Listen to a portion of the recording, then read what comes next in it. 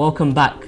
And shortly, just before the break, we had our first speeches round from both our teams, where we saw some very, very strong arguments coming out on the topic of school uniform. And just to remind you, we have the Infinity, who are against school uniform, and we have EYC Group 1, who are debating today for school uniform. So now that the first part of our show is done, we move on to the second part. This second part is the debating round, where both teams will actually be debating against each other. So how it works, very shortly, is I'm going to ask one of the teams to give what I like to call a starting point, so one of their main points in the argument. And then what I'm going to have is I'm going to have the opposition team respond to that starting point, and then we're going to come back to the original team who can counter respond, and we're going to go back and forth, so on and so forth, until I call an end to that string of debate. Then I'm going to ask the other team to give their main starting point. So now that the contestants know what's going on, and you at home also know what's going on, let's get straight into this. I'm going to ask the Infinity, who are against school uniform, to give one of their main starting arguments first against school uniform. So can I ask one of you guys just to give the point? One of our main points is the school uniform badge, and because you're wearing a badge, when you're out, people see you. If you're taking part in bad activities, then people get a bad image of your school, and also it's also a safety factor because people know what school you're from. Okay, thank you very much. So the badge on the school uniform proves to be a safety issue for the student, and also a way in which the school's image can be damaged in a bad way. How would you respond to that? If it's only a couple of students, then you can't really say it's the whole of the school, because you've only seen a couple of students. Like, you can't judge everyone else. So you have to keep that in mind. And second of all, so what was the second part? I believe his second point was about safety. So if someone is wearing the school uniform badge, if there are a few bad people out there, they know what school they go to and could potentially, track them down.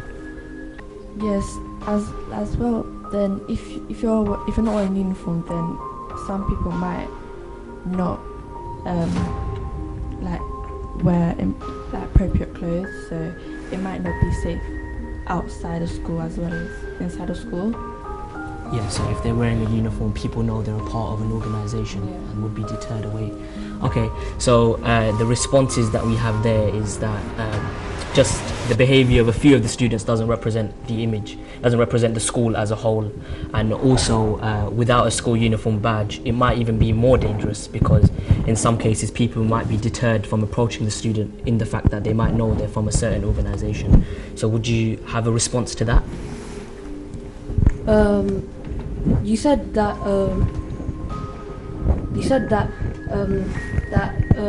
they might wear something else that could put them in danger as well. Well, that's why in school there should be a criteria and a standard of what to wear, not so you don't go over the top. And so bullying, because also bullying can happen, because some kids are unfortunate to not have the brands and whatever.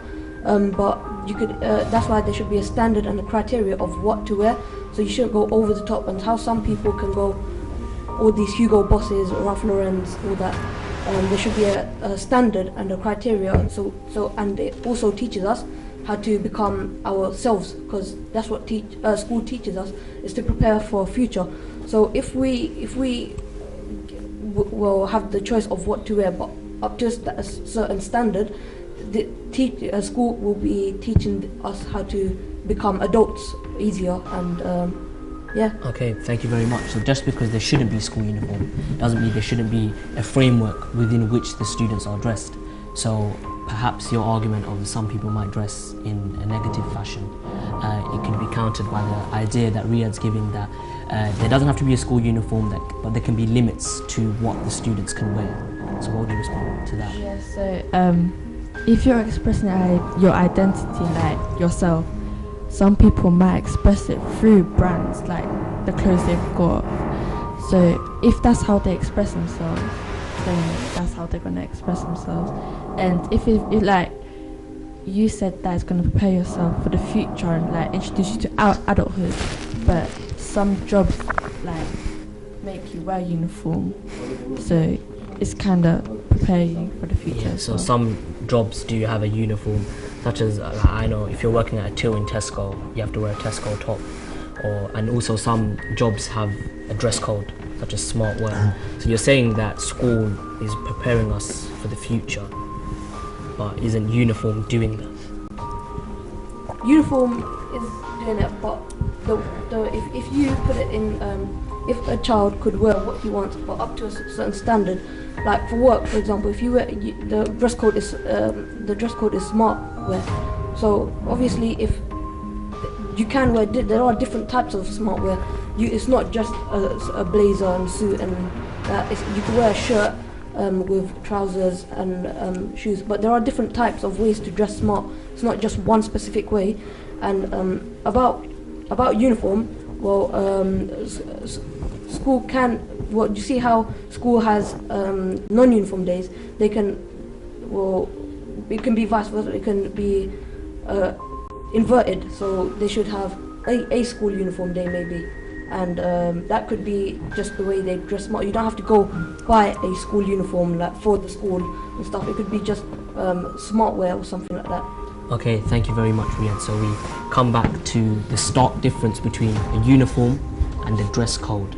So a dress code is a framework within which people dress, and a uniform is a strict set of clothes that they have to wear. I'm going to bring an end to that string of debate there. That was quite lively. I hope the next one is just as lively. So I'm going to ask EYC Group 1 to give one of your main starting points, and I'm going to ask then the Infinity to counter. My first point is school uniform keeps students focused on their education and not their clothes. So, is that all? Yeah. Okay, so school uniform, if a student is wearing school uniform, they're focused, they're in the environment of work, and as a result their study might be better off than if they just, if they go to school in a tracksuit. So what would you say to that? Well, as we mentioned before, there should be a particular standard to what you should wear. Okay, so you can't just wear a tracksuit, turn up to school in a tracksuit. Okay, and also when people wear what they want, when they have a choice, when they have freedom of what they can choose what they want to wear, their self-esteem increases. They feel better about themselves. They feel more confident. So, in fact, that can actually help them in their studies. Help them concentrate more. It can help them feel more confident and to answer questions and everything. Because if you're a school uniform, some people might just feel same clothes for 5 days a week, feel bored. This might make them a bit sad, And then they won't will actually make them have negative effects in school. Yeah. So on your argument that school uniform keeps them focused, on the flip side, if students are allowed to wear what they want, their self-esteem gets a boost, and as a result their work ethic increases and they do better work. What would you say to that? But if they were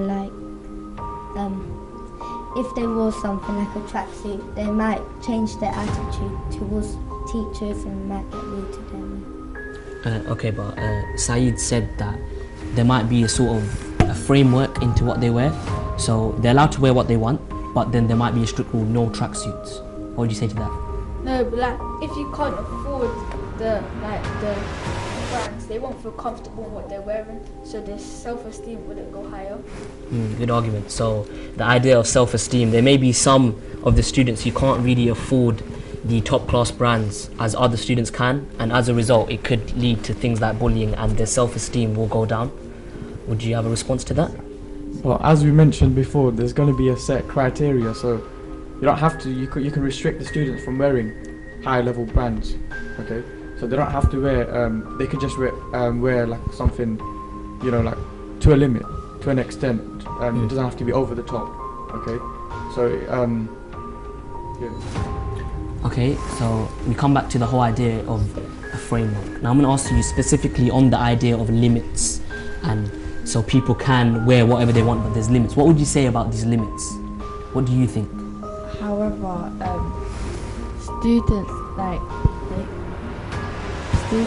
students can still identify themselves as people who do have the money to buy better clothes, because people who's less fortunate might not have good clothes, might not have the better clothes as them. You could identify them, yeah, adding to that, their self-esteem is not going to rise. It's not going to increase because they will still bully them still to their clothes. Like, yeah. So come back, like it would be impossible for a school to list every single designer brand on their policy and expect the students to follow that, and then expect the teachers to, you know, try and spot a Ralph Lauren top or try and spot a Hugo Boss jeans and then try and act on that. So it would be quite difficult. So even though the idea of a framework is quite good, it would be quite difficult to control that framework. What would you say to that?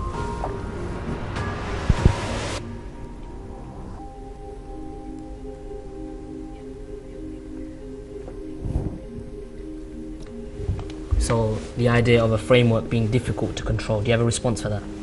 If they wear what they want, they could like make their body image look good, so then they won't go into depression or they won't get bullied. Okay, so we've sort of come to a different part of the debate here, but it's fine. So if students can wear whatever they want, they can be pleased about themselves. And although Saeed said previously this helps with their work ethic, now we're coming on to the idea of bullying. If students can wear what they want, they feel happy about themselves, and you know, bullying might decrease, according to Risha.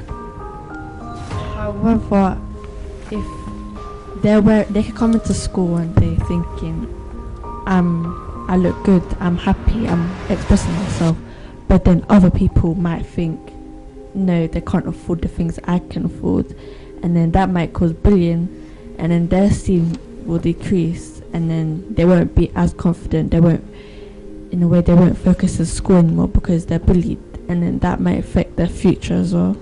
Okay, so we've got a lot of increasing and decreasing self-esteem here. So I'm going to call an end to that string of debate, and I'm going to ask the Infinity again to come back with another one of your main points to start off the next round of debate. Okay, this one's about bullying as well, but this it's a different type of bullying. So if you're wearing school uniform, the neighbouring schools might not like your school. There might be street Yeah. you know what I mean. So if you're walking going home and you're wearing a school uniform, there might be someone else from a different school, Yeah. and they might not like your particular school, then you might be a target. You might become a target. So in fact, it will increase bullying. So if schools do have, you know, vendettas against each other, and one student from one school spots another student from another school with a particular school uniform, we might make them a target.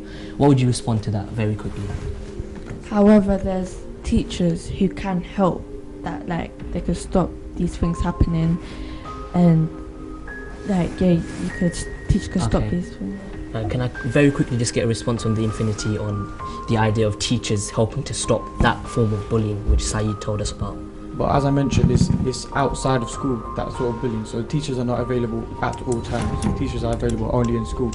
So when you're out and about, the teachers are not there to help you. You're going to be going home yourself. No one's there to help you. Okay, so perhaps the teachers don't have the jurisdiction outside of the school bounds. I'm going to have to call an end to that string of debate. So that was our second round, the debate round. We saw it did get quite heated there, but we saw both sides give some very, very strong arguments. So it's making it very difficult for the judges right now. But the next round is the toughest round of them all. It's the judges round. The judges, the beasts, will be giving questions to the contestants based on what they've said previously. So that's coming up next, but before that we have a very short break, so make sure you catch up after the break.